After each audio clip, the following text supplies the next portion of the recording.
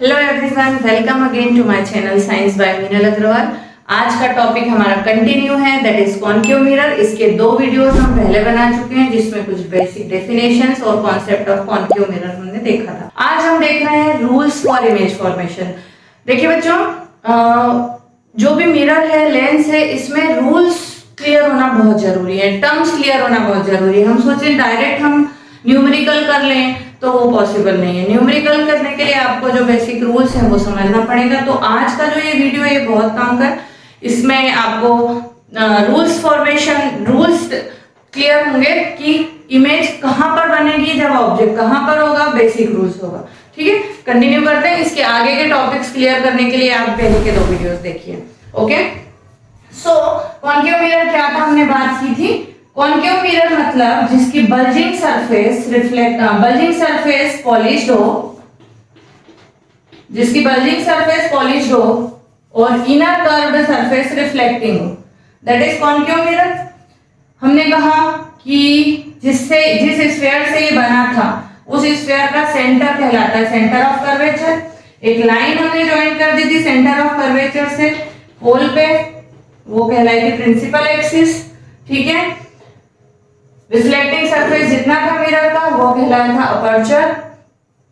और भी कुछ डेफिनेशंस हैं जो हमने पहले के वीडियोस में कवर करी हैं, आप उनसे देख सकते हैं। आज हम देख रहे हैं रूल्स ऑफ इमेज फॉर्मेशन। देखिए, जो लाइट रेस मिरर पे आती हैं, ठीक है, मिरर के ऊपर जो लाइट रे आ रही है, इंसिडेंट हो रही है, उसे कहते हैं इंसिडेंट रे। और जब मिरर से टकरा के वो लाइट वापस जा रही है तो वो कहलाती है reflected ray. So rule one है कि यदि इंसिडेंट रे डायरेक्ट पोल पर आएगी, इंसिडेंट रे कहां आएगी, डायरेक्ट पोल पर, ठीक है। सो जितने एंगल से वो इंसिडेंट हुई थी, सपोज ये 30 डिग्री से आई है, सो 30 डिग्री से ही पोल से वापस रिफ्लेक्ट हो जाएगी।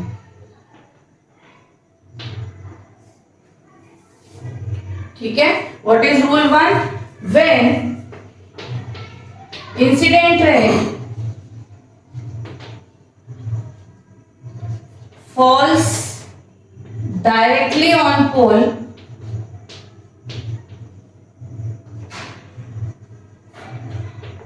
it reflects with same angle. This is rule one. यदि इंसिडेंट रे डायरेक्ट पोल पर आ रही है तो जितने एंगल से इंसिडेंट हुई थी, सपोज 40 से हुई तो 40 से रिफ्लेक्ट हो जाएगी, 45 से हुई तो 45 से रिफ्लेक्ट हो जाएगी। This is rule one, got it? Now the second one. Second rule है इंसिडेंट रे जो सीधे सेंटर ऑफ कर्वेचर से जा रही है। सेकेंड रूल क्या बोला है कि यदि इंसिडेंट रे सीधे सेंटर ऑफ कर्वेचर से जा रही है, सो वो उसी लाइन में वापस रिफ्लेक्ट हो जाएगी, जिस पाथ से आ रही थी उसी पाथ से रिफ्लेक्ट हो जाएगी। देखिए, इंसिडेंट रे आने वाला एरो और रिफ्लेक्टेड रे के जाने वाला एरो एक ही लाइन ऑफ रे पे बनाया है मैंने, ठीक है। सो यदि incident ray direct centre of curvature से जा रही है तो टकराने के बाद, रिफ्लेक्शन के बाद वापस सेंटर ऑफ कर्वेचर से ही लौट जाएगी। लिख देती हूं मैं, when incident ray passes from C, मतलब center of curvature, it reflects on the same path, ठीक है, उसी पाथ से वो रिटर्न हो जाएगी। So this is rule number one. I hope clear. Now the rule number 3, यहां पर हम फोकस बना रहे हैं, that is half of center of curvature, distance of this is radius of curvature, इसका हाफ फोकस होता है, फोकल लेंथ होता है। तो अब तीसरा केस है कि यदि इंसिडेंट रे फोकस से जा रही है,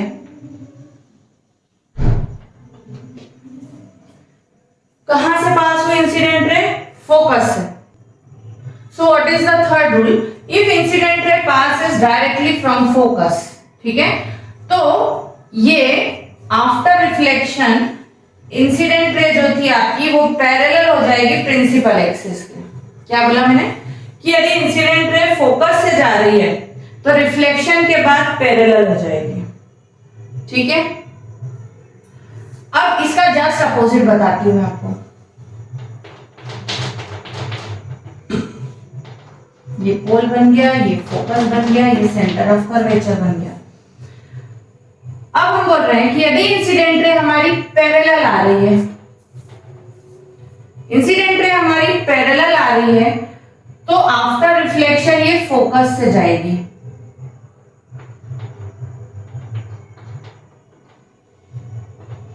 just opposite of this case, हमने कहा यदि इंसिडेंट रे फोकस से आ रही है तो रिफ्लेक्शन के बाद पैरेलल हो जाएगी।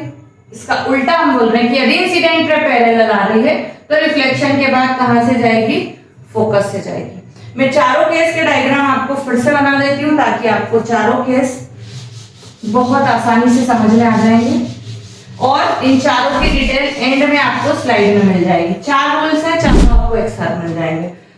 सो इसका अपोजिट में यहां लिखती हूं आपको।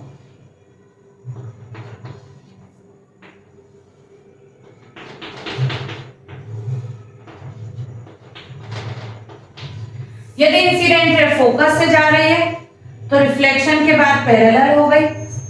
यदि इंसिडेंट रे पैरेलल आ रही है तो रिफ्लेक्शन के बाद फोकस से जाएगी, ठीक है।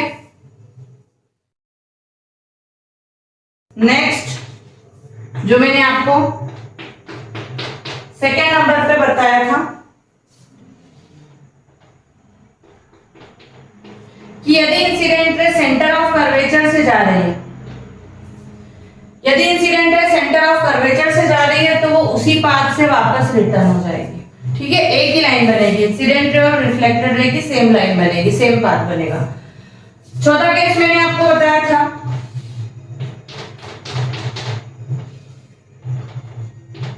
कि यदि इंसिडेंट रे डायरेक्टली पोल पर आ रही है, जो मैंने यहाँ फर्स्ट नंबर पे लिखा था, फर्स्ट बताया था आपको, इंसिडेंट रे डायरेक्ट पोल पर आ रही है तो जितने एंगल से इंसिडेंट हुई थी उतने ही एंगल से रिफ्लेक्ट हो जाएगी, ये इक्वल होंगे। So these are the 4 rules for image formation through concave mirror.